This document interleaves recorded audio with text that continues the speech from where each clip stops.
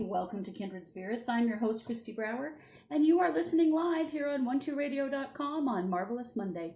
As usual, I'm excited to be here with you. I love Mondays because I love to get to talk to you about whatever I have planned. That's a lot of fun. I would like you to join me in the chat room if you can. I am in there times two. So you will find my banner pinned at the top of the page. But you will also find me there on Facebook Live. So I'm doing video today. You can watch the show if you would like to. If you've never been to the chat room, go to 12radio.com and click on chat. That will bring you right to the Facebook group that we call our chat room. The pinned post at the top of the page is my chat specifically. So if you have questions, if you want to comment on my topic, if you would like to ask for a reading later on in the show, you can do that there. And you can also watch the show there if you would like to do that as well. So I am excited to share what I had to share with you today. And this is a challenging topic. I'm going to admit it right now. I know it's challenging for me. It's going to be challenging for you. I have no doubt. But it is something that has struck me lately as really important for us to talk about here in the spiritual community. So you know that I write for the Power Peak, Mark Husson's newsletter that comes out on Saturday nights. I write Kristi's Quill. And so you may have read my article already. If you haven't, go to 12house.com and you can see the article there. I'll post a link to that in the chat as well. It also went out this morning in my newsletter, which if you aren't receiving that, you can go to kristibrower.com and get that. And that always has the card and the stone that I choose for the week. It often has a special that I have over at 12 Listen. I share if I have classes coming up. I always have an article. There's lots of stuff there. So you can check out all kinds of things there. So join that if you're so inclined. I love to share my message with you every week. And I'm going to post the Power Peak right now in the chat room if you're there. If not, just 12house.com. You'll see where you can see the Power Peak. So my article this week is called Compassion. What I want to talk about today is having compassion for people that we may determine don't deserve it. And I'm doing air quotes if you're watching the video. This is a challenging issue. I share a very personal story from my own family to illustrate it. So I want to start with that story. And then we'll get into this a little deeper. So when I was 13, my grandfather went to prison for molesting my cousin. It was a year that my family just exploded. I was very close to my extended family, and my family really shattered when this happened. There were people who didn't believe my cousin, even though my grandfather pled guilty without a trial. There were people who completely wrote my grandmother off. It was this really difficult thing, and my family found ourselves in the middle of this situation. My parents even separated briefly when this happened. It was unbelievably traumatic for all of us. It was such a difficult time. So my grandfather pled guilty to the charges. It's my understanding that he admitted to all kinds of things besides this, but this is what he actually pled guilty to. He said he did it to spare us all from a trial, but I really think he was a coward. I really don't think he wanted that to come out in public, the things that he had done. But I was thinking about, because I like to watch crime television, and maybe this is why I like to watch crime television. I don't know, I'm always interested in it, but they never really tell you what happens after someone goes to prison. That's just, woo, that's the victory. Everybody wins, right? Well, not so much. It was a very painful time. I was particularly close to my grandparents. I spent most summers with them. So when my grandfather went to prison, my grandma wanted me to come and stay because she didn't want to be alone. And I was a dutiful granddaughter, 13 years old, really had no idea what I was in for, and so I went. One thing I had not expected is that my grandfather called every day, called collect, and my grandma talked to him on the phone. He cried, she cried.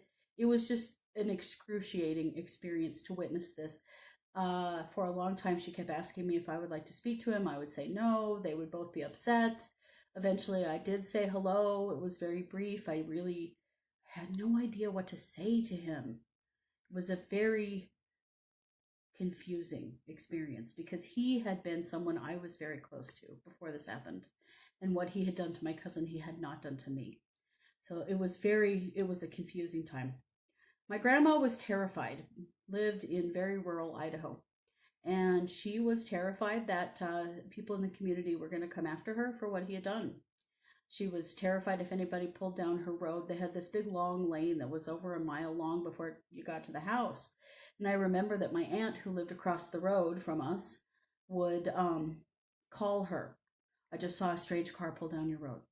Well, people often pulled down and turned around if they were getting lost or something. I mean, we're talking long before GPS, and we're talking with very minimal road signs in a rural community in Idaho. So sometimes it was just people getting lost. I never actually saw that happen in the whole time that I stayed there, that anyone came and confronted her. It didn't happen. But something that you have to know is that when something like that happens to someone in your family, it's in the newspaper.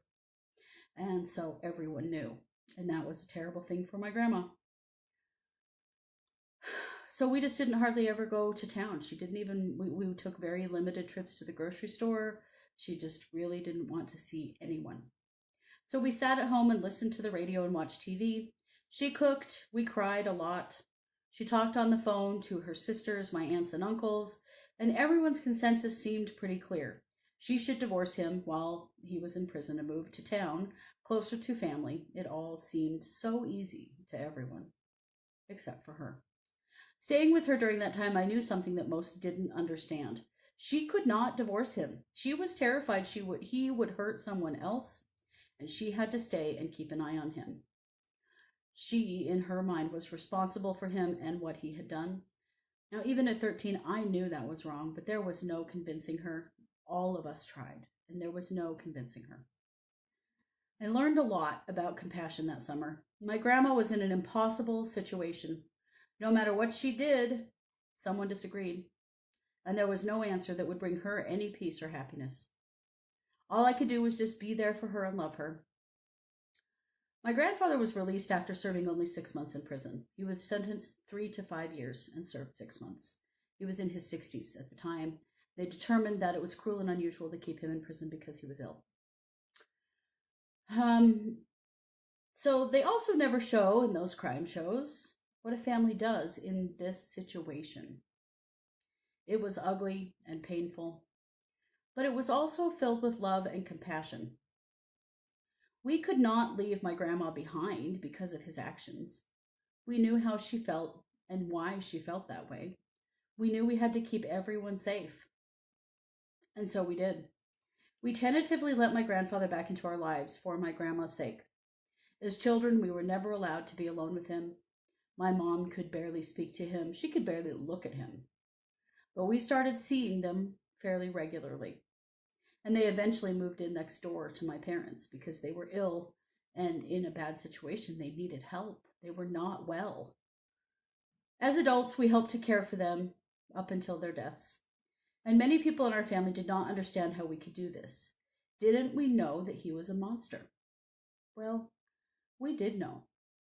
But we also knew that he and my grandma were human beings, elderly, ill, and in need of help. He may have been a monster, but we weren't.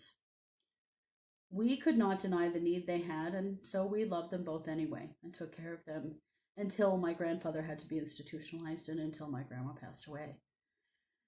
This experience taught me a lot about having compassion for someone that we may determine does not deserve it.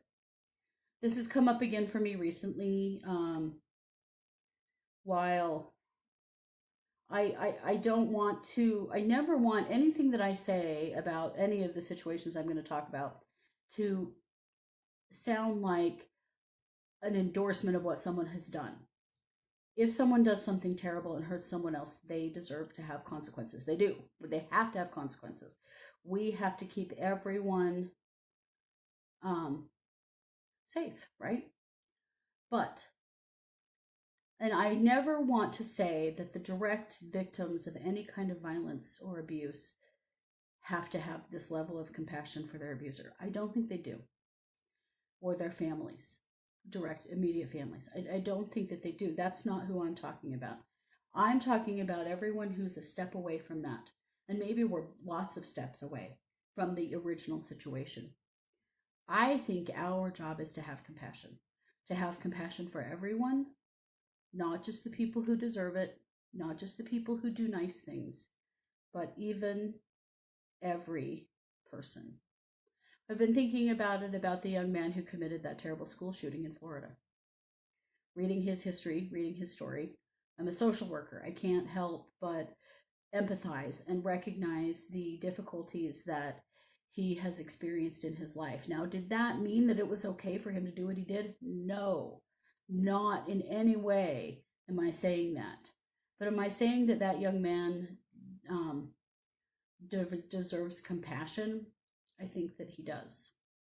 I think that he does, from those of us who are not directly victims.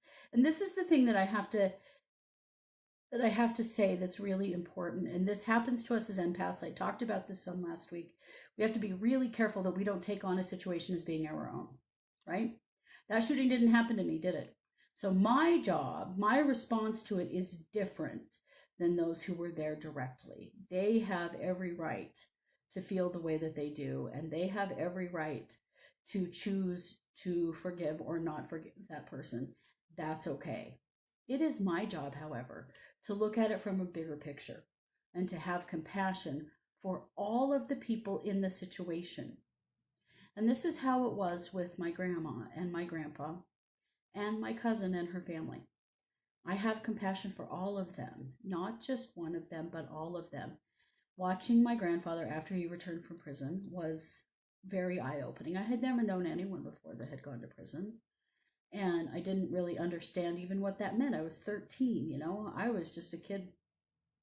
But watching the destruction that was done there, I did have compassion. I know now the history that my grandfather was molested, that his father was a sex offender himself and molested many people, and that my grandfather grew up in that. Does that make what he did right? No, it doesn't. But does it mean that he had to be treated like he was subhuman? No, I don't think that it did. And I think this is something that we have to work on in the spiritual community. We consider ourselves the New Age spiritual community. We work toward enlightenment. We work toward unconditional love, right? And this is one of those places that I think we really need to work on, is that place of compassion for people who deserve it versus compassion truly for everyone. We're all human beings. We're all having very similar experiences. Some of us make some really bad choices and of course need consequences for those. But does that mean that they then become less than human? It doesn't. It doesn't. I'll tell you, having been through this experience with my grandfather, when he came out of prison, he was very subdued and he was very distant for a long time, but eventually he became that guy who I had always known as a child. He turned back into my grandfather. He was still a good person in a lot of ways. He'd done some terrible things, and it was hard to ever get that out of my head. It was difficult for me to ever fully trust him. Again, I don't think that I ever did. But I will say that I recognize that there are multiple facets to who he was. He wasn't just the man that did that horrible thing. He was the grandpa that everybody loved to play pinochle with. He was the grandpa that always made popcorn so that we could play. He was the grandpa that took us fun places and did fun things. He was the grandpa that came to all of my sporting events for as long as he physically could. He came to everything I ever did. Sporting, band, whatever it was. He came to everything.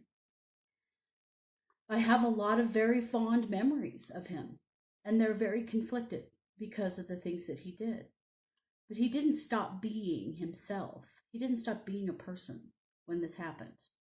I know this is hard, and if some of you disagree with me, it is okay if you don't agree with me. I want to say that to you because I don't expect you to all agree with this, and I'm sorry if this is a triggering conversation, but it is really powerful for me to share this because not all of us have been through an experience like that. It's not something I've talked about a lot or shared about a lot because I've been conflicted about it for a long time. I still am. But I appreciate very much that my parents did what they did because they helped me to learn how to be truly compassionate to everyone. If I could be compassionate for him, I think I could do it for anybody. After what he put my family through, after what he did to my cousin, and after what he did to my grandmother, putting her through these things, and my dad and his siblings, I mean, I think I can find the good in everyone thanks to this experience.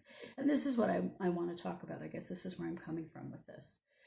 Raven says, after listening to your show for over 5 years and hearing the life stories you have shared, the burning question in my mind is, were you aware that you signed up for Empath Boot Camp from Hell when you came into this life? Wow, you've been through some serious shit, girl. Respect. Boy, was I ever signed up for Empath Boot Camp from Hell. I haven't even told y'all my stories yet, but yes, I've been through a lot of things, but I think that it's helped me to be who I am, and it's helped me to be able to teach the things that I can teach because of the things that I have experienced. And it's just when I watch the whole country turn on an individual person, it makes me really uncomfortable. And I recognize this is something we have to talk about. This is something we have to become more aware of. Can you stand back and be a little more objective about an experience like the Florida school shooting, which is a horrible thing, which I wish had never happened. The things that happened to all of those people, the shooter himself included, I wish had never occurred, but they did. We can only learn from them, and blaming and hating does not help us learn. We have to look at what happened in that young man's life and where things went wrong, and how we as a society can help people with those experiences not go wrong like that. I truly believe that. As a psychic, as an empath, and as a social worker, I think there's something to be learned here. So that's why I wanted to talk about this today. I'm going to read some of your comments here because I know that you all have some things to say about this. Let's see. Katie says, good topic. I try not to wish ill will against my stepkid's mother. She is a piece of shit and has no business being a mother, and my uncle went to jail for the same reason. I would 1000% testify against him. I have nothing to say to my uncle. He is guilty AF. You know, honestly, had I had something to say against my grandfather, I would have testified against him too. I definitely would have. We were interviewed by Child Protection, my sisters and I were. It was quite an experience to have experienced. And had I had something to share, I would have shared it. I never would want anyone to go through these experiences without having consequences for having done something like what he did.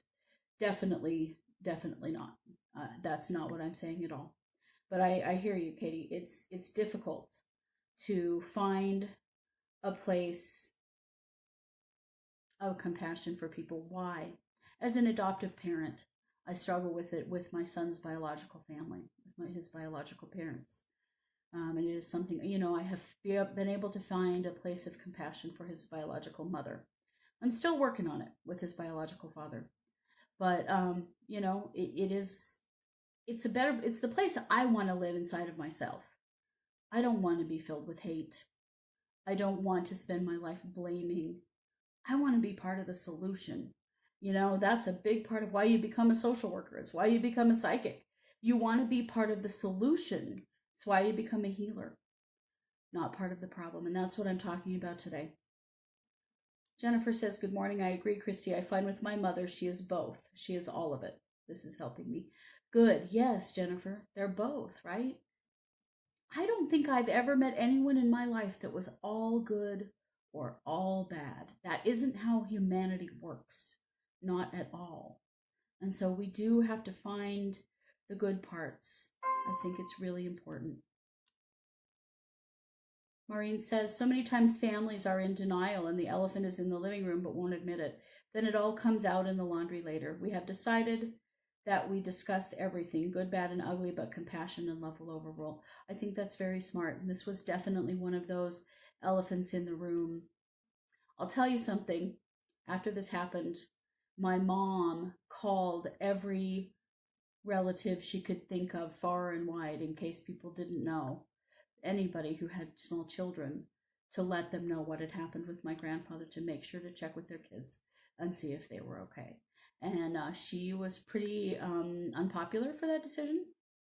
And I don't think that that was not a compassionate decision. I think it was a compassionate decision. The truth about this situation had to come out. It had to be revealed, and we had to make sure that everyone who was affected was getting the help that they needed, right? And that is what my mom did.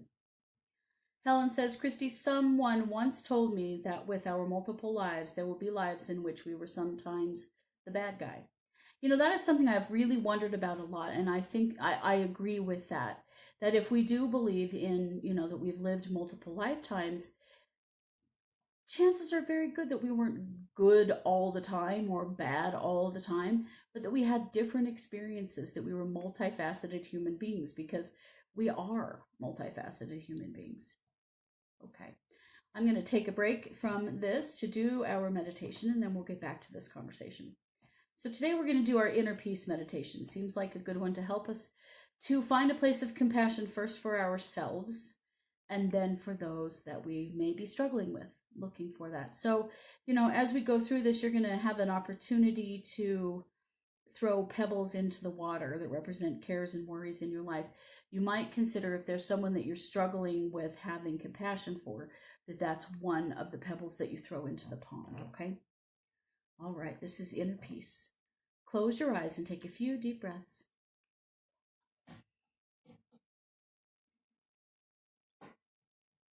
Allow your body to settle and your mind to go quiet. Imagine that you are walking down a path in the woods. Take a moment to hear the wind in the trees and feel the sun on your face. Smell the pine needles.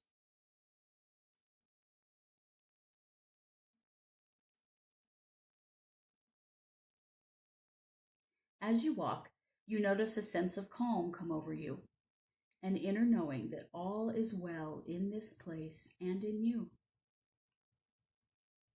You notice that you are approaching a log staircase that leads to a serene meadow with a small pond. As you descend the stairs, you feel your consciousness moving down into your heart, preparing you for an experience of deep inner peace. When you reach the bottom of the staircase, take a moment to drink in the magnificent scene before you. The pond is still and reflecting the blue sky and white clouds above you. There are tiny purple flowers blooming all over the meadow, nestled in the soft green grass. Near the pond is a bench under a willow tree.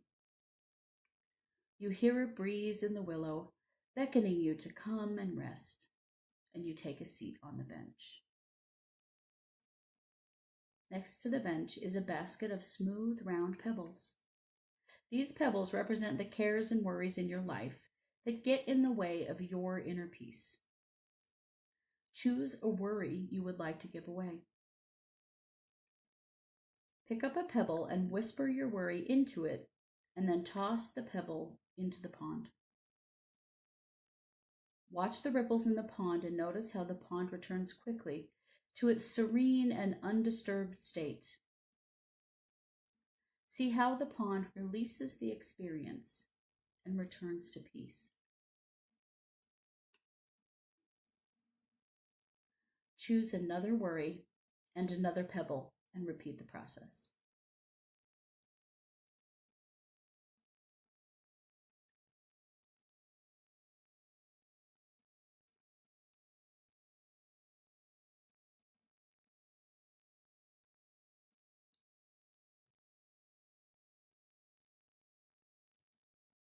Notice how each time the pond is disturbed, it returns quickly to serenity. Throw as many of your cares and worries into the pond as you would like.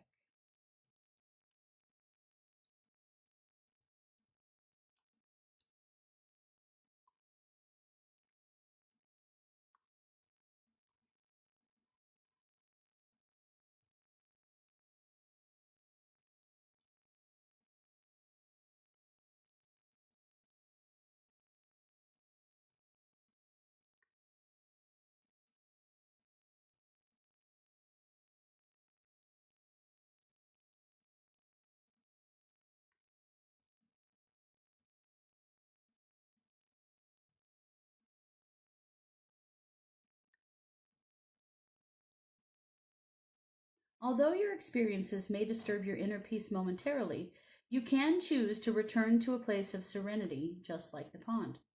Take a moment to remember this place and the feeling of peace here. Know that you can return here anytime to release your cares and worries, and also to remind yourself how to return to serenity like the pond. When you're ready, stand up from the bench and return to the staircase.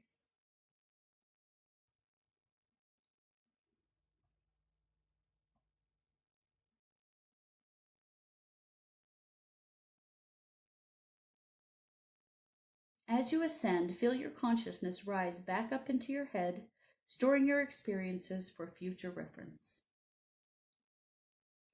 Now, follow me along the path, bringing yourself back to awareness.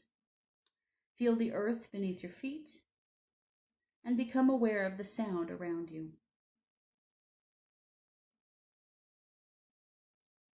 And when you're ready, take 3 deep breaths.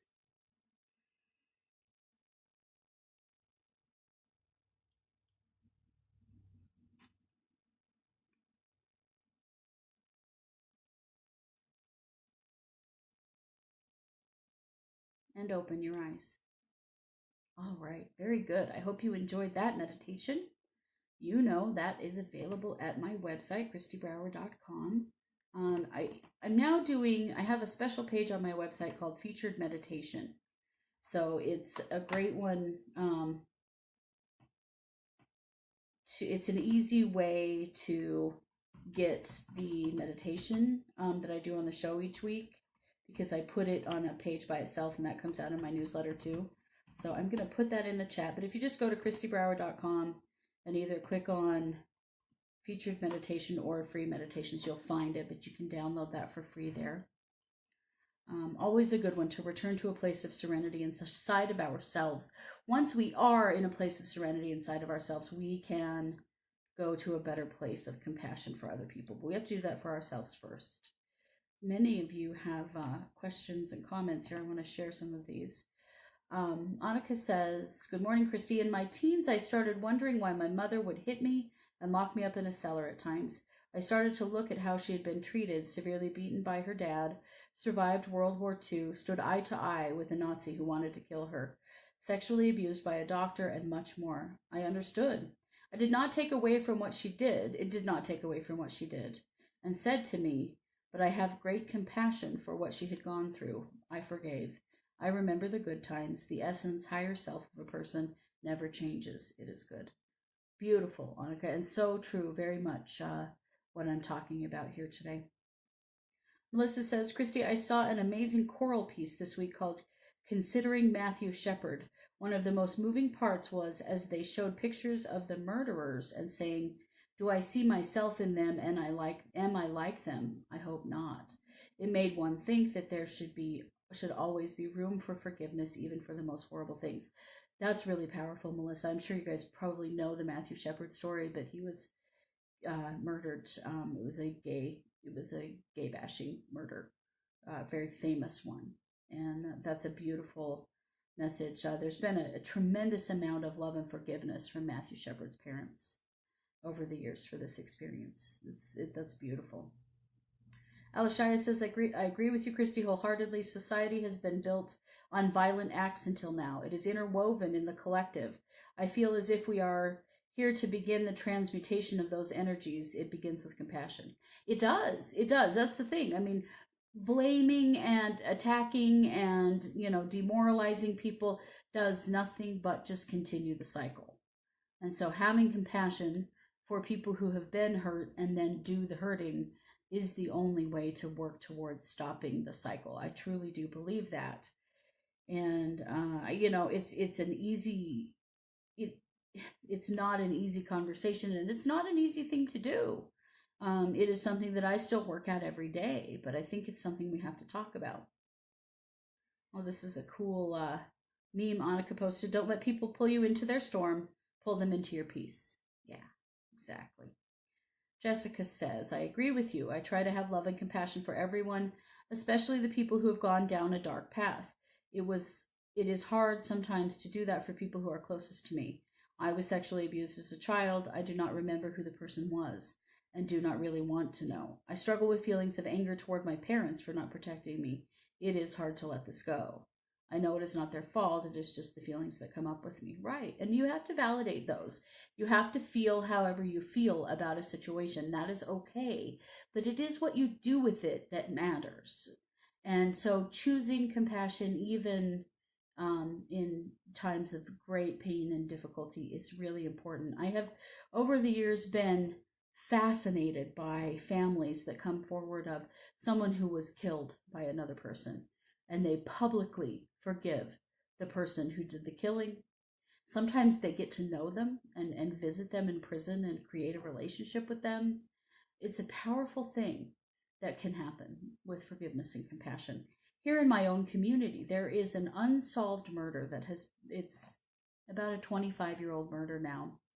And the mother of the young woman who was killed, there was a young man who went to prison for her murder, and he was recently released. And one of the reasons that he was released as being actually innocent is because the mother of the young woman who was killed did not believe that he had killed her daughter. Didn't believe that it was, it's the Angie Dodds murder. You might have seen it on TV. There have been a couple of specials about it recently. Angie Dodds' mother lives down the street from me. And she connected up with the mother of the young man who went to prison for this. And they have fought for 20 years to get this kid out of jail because neither one of them believed he did it. And he was actually released last year. And that was some amazing compassion because, you know, I think as the mother of a child who'd been murdered, you would have difficulty seeing past that and difficulty, you know, not really experiencing it as, you know, whoever the police say did it, you know, and you would want to have that closure, but she never gave up. And I think that's a beautiful thing. So that case is actually still open in my community because of the way that she fought to get this young man released because she does not believe that he killed her daughter. It's just amazing. Some people amaze me, and I want to learn from them and understand and know more and do more of this kind of work because I think it is so very important. Okay, so when it comes to compassion, how do we break this down as far as the card of the week and the stone of the week? Well, you know, it's so fun to be working with my own cards, and so I pull a card. Speaking of my cards, oh, there. Here they are. I'm going to be able to show you. I'm posting this in the chat. The card that I pulled for today is the owl. This is my owl card. I'm excited to share more about these cards. I've talked about them here on the show quite a bit, but I'm a guest on Heart to Heart with Helen on Wednesday morning with Helen Klein, and I'm going to be talking a lot more about my cards on that show. So you might want to tune into that. But I want to share with you what does owl represent? Because I was thinking about, okay, compassion, heart chakra seems kind of on the nose. You know, I want to go deeper with this topic. So I asked what card would represent us learning to have compassion for those who don't deserve it, if I were to word it that way. And owl is what I pulled. And hang on, sorry. Computer is being slow. I'm going to get to it in just a minute. I want to read to you what owl, actually, the meaning of owl, so that you can get a picture of this. So the primary message is knowledge, wisdom, and discernment. If we are looking at a situation from the aspect of being wise about it, using our discernment about it, it helps us to understand a situation. This is not a knee-jerk reaction. This is not an emotional reaction. This is an intellectual reaction, which I think made a lot of sense. Then the stone for owl is petrified wood. I'm going to hold it up in the video, and I have a postcard to post about it. Because petrified wood is a very grounding stone. It is a stone that reconnects us to our own selves and our own inner wisdom. The meditation for owl. Dear owl, please guide me in discerning truth. Help me to be open to truth and willing to learn. So it's a willingness to be open to all truth, not just one version, but all the versions, that helps us to understand a situation. So the challenge with owl is deception, ignorance, and unwilling to learn. So when you choose not to learn from a situation, and we've all done this, you have a knee-jerk reaction to something and you refuse to learn from it. You refuse to go deeper with it. You stop and say, no, I know the answer now. Often we don't. I don't know if we ever really know the answer to anything permanently.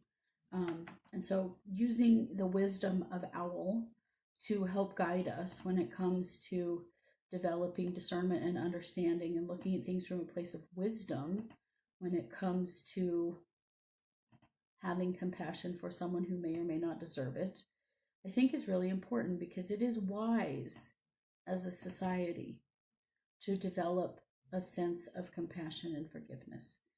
It is what heals people. If we further hate, then that's all we get. Just because someone else does something hateful, mean, terrible, murderous, damaging, abusive, does that mean that we have to be the same? I would posit that we don't. We don't have to be the same at all. That's not who I want to be. I don't want to be that, even for someone who's done something terrible. I don't want to match, right? And that's something that we do, isn't it? Someone does something bad, we do something bad back. Someone says something mean, we say something mean back. Doesn't solve anything, does it? No, we're just in this volley back and forth of escalating meanness. It doesn't help anything. And this poor young man that is now in prison, and you know, they're debating about whether he's going to serve a life sentence or if he's going to have the death penalty. He's going to have to live with what he's done for the rest of his life. I do have compassion for that. I do. I have no doubt that he didn't really want to be who he is right now. I don't think anybody does. I don't think any of us are born planning to be an abusive, violent, hateful, mean person. That's not how we start out. But it is how we sometimes end up. And that's what I'm talking about in having compassion for everyone, is understanding how that can happen and how we can change it. But also, how do we have compassion for that individual? It's not easy, is it? And how do we have compassion without excusing behavior? Not easy again, but something that we have to be consciously aware of. You know, we have to be cognizant of this idea.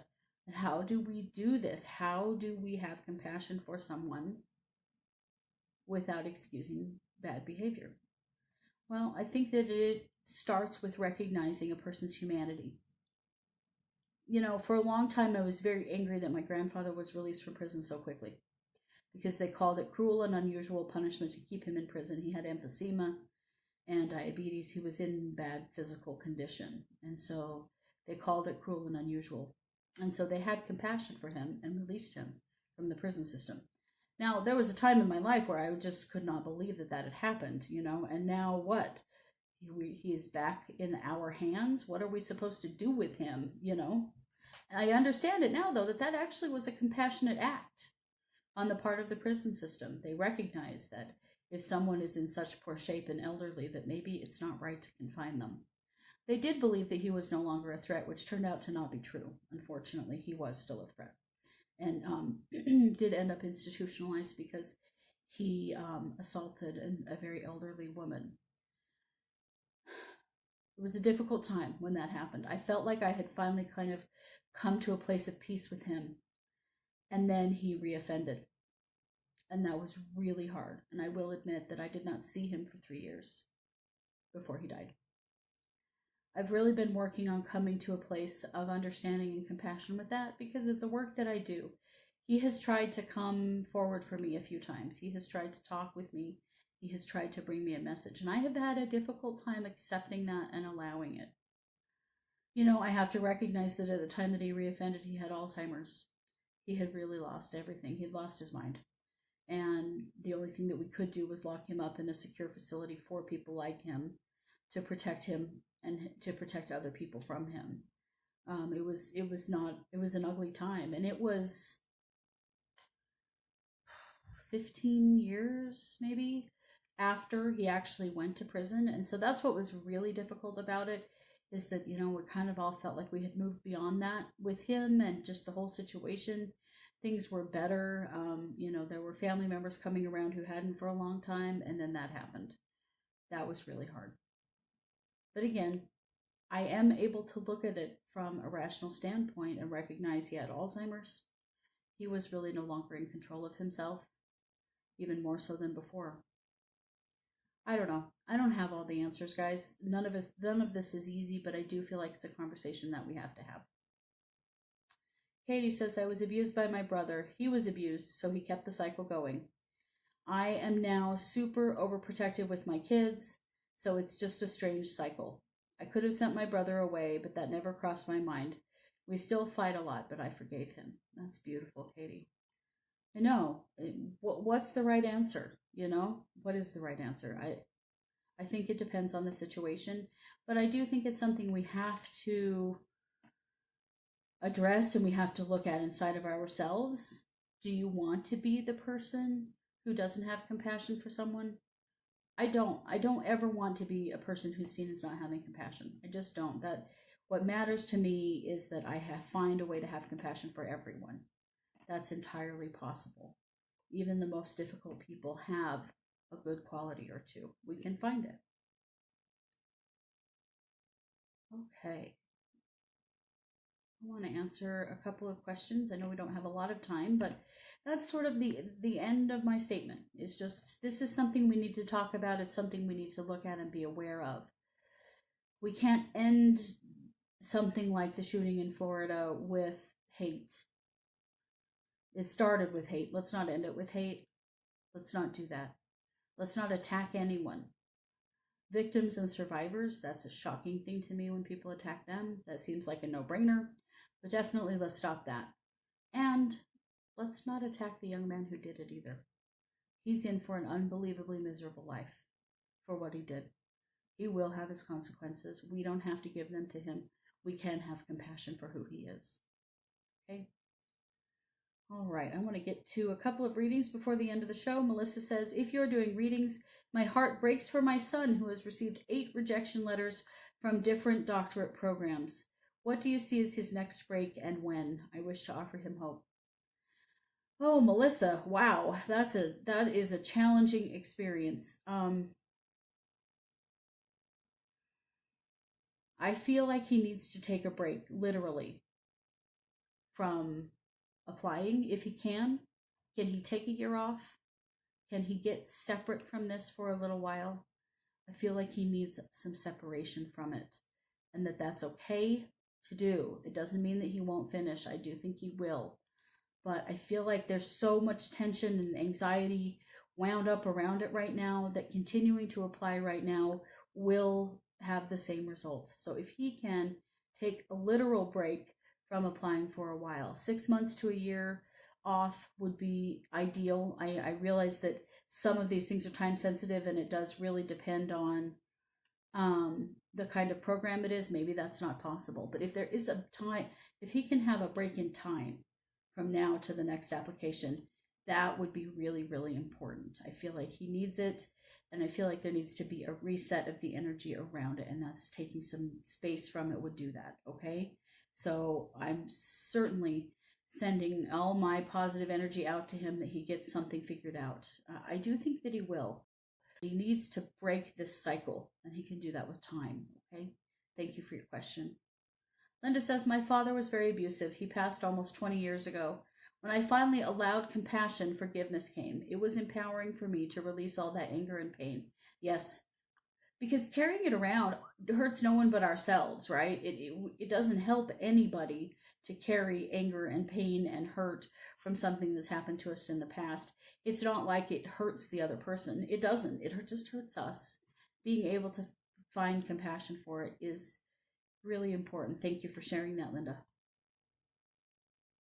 Let's see. Oh, Violet says that she loves my soothing voice. Well, thank you, Violet. I really appreciate that. That's definitely a nice thing to hear. Maureen says, Kristi, may I have an energy clearing? Just feeling heart hurt over a bump in a very special relationship this weekend. I don't know if I'm making a mountain out of a molehill, but feeling betrayed. Oh, I'm sorry, Maureen. Let's clear it up a little bit. Okay, so I do feel like the other person's intention was not to betray you. So I feel like this is one of those times where you don't have all the information. So I want to encourage you to allow this to play out. You're going to find out something that will shift the energy of this quite a bit. So don't jump to any conclusions and let it play out as it will. You're going to have an answer. It's not going to be very long, that you will have an answer about this, and it was not intended to be um, betraying of you. It wasn't at all. And so I want to encourage you to um, watch for that, okay, and give this a little bit of time to work itself out. I'm going to do a clearing on your heart because, yeah, heart hurt is literally what I feel. I'm going to just clear that and release that energy from you, and just give it a little bit of time to play itself out. I think that it will, and you'll find that it isn't what you think it is, okay? Lots of love to you. Let's see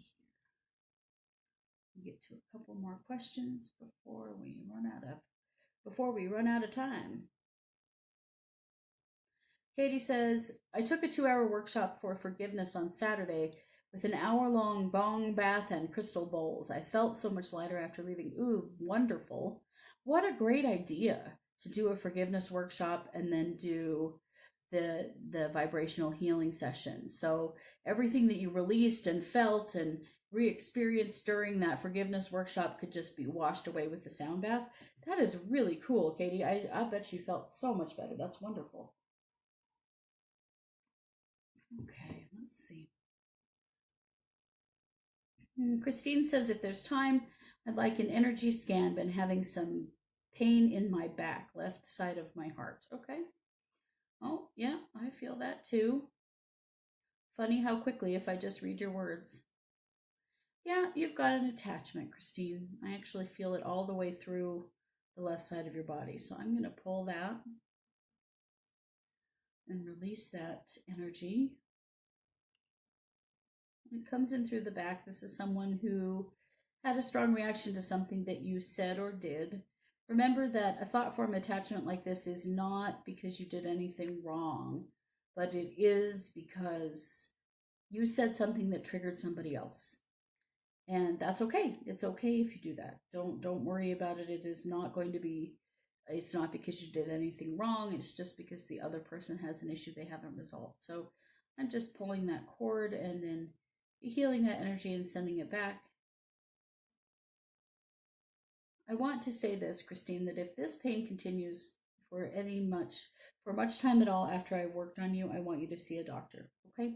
Because of its location, I think it would be important to have this checked out just in case.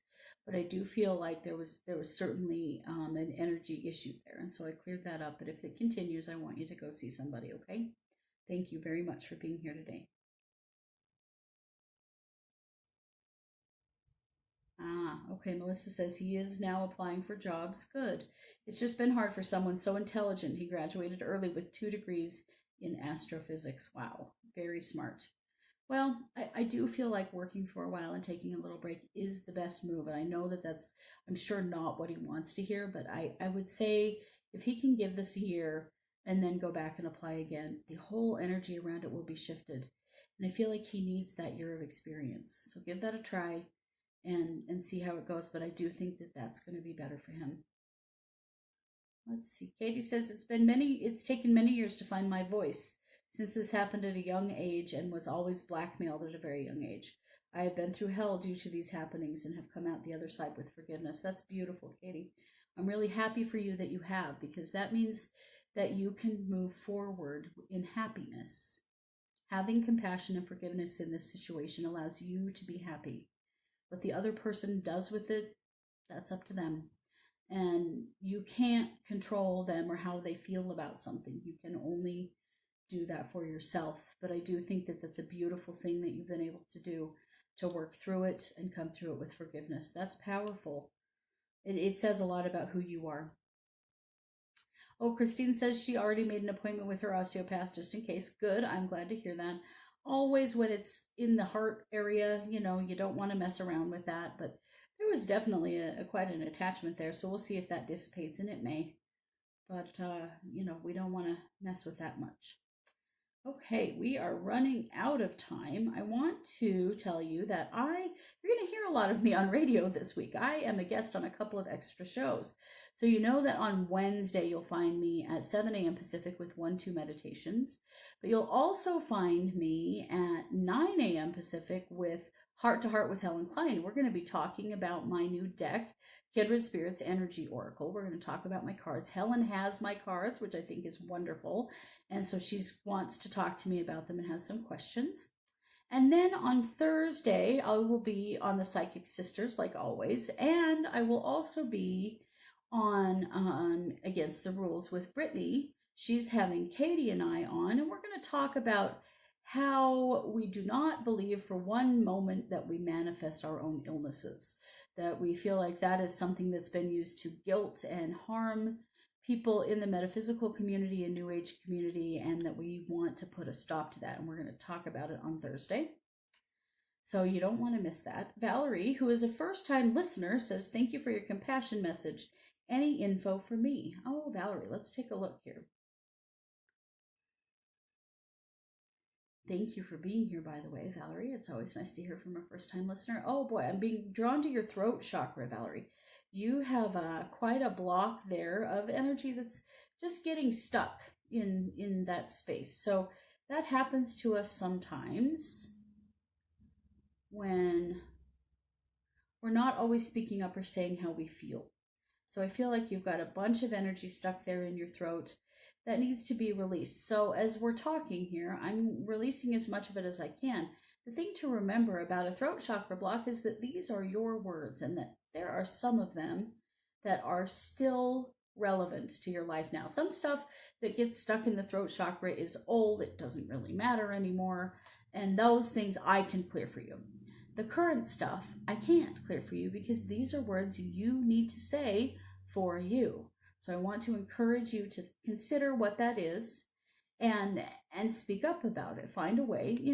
Maybe you say something to a person and maybe you don't, and that's okay. Maybe you write in your journal. Maybe you write a letter that you burn. Maybe you go to the river and scream and throw rocks. We all do it in a little different way, but you have some things that need to be expressed there that need to be done by you. So I did clear as much of that excess energy as I can to make some space to clear up the pressure in there that might be making it difficult for you to communicate yourself. And you will find that it will be easier for you to say how you feel and really speak your truth about yourself in this moment. And remember that that's how you keep it from getting bound up in your throat again, is by being honest about how you feel. So, you start with the little things like, what do you want to have for dinner, and then you move up to the big things about, I really don't like it when you say that because it hurts my feelings, right?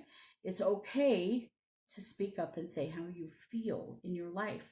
People who love you want to know how you feel, and they may struggle a bit if they find you being a little more honest about your emotions. Maybe there are some things that they didn't realize were a problem for you, but it will get better over time. It's just something to practice within yourself.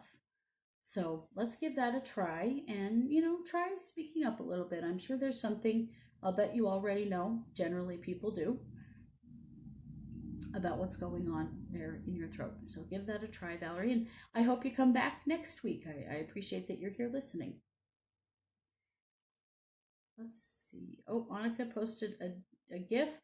How can we heal if we don't listen to our wounds? Yeah, very true. We have to listen to ourselves. We have to do that for other people too. One thing that I know about my grandpa is that he was a very charismatic person. He was a lot of fun. People were really drawn to him. There were things that were really positive about him. He was very gregarious and funny and fun to be around. There are phrases in my family that we use because those were things that he used to say, and we all still say them. You don't lose the parts of that person. Sometimes you feel like you do, but really there are many things about them that are good, even if they've done something terrible. We have to remember that and look at the whole person, not just one individual situation or one action. There are ways to stay connected to someone and for them to have consequences for their behavior. I appreciate very much your willingness to have this conversation with me and all of you that shared your personal experiences. It does my heart good to know that many of us are out there doing this work now and working on truly having compassion for everyone and remembering that all humans deserve that. Thank you so much for being here. Please stay tuned for Velvet Dawn and Kathleen Peterson here on 1-2 Radio, where we're changing the way you have compassion for the world.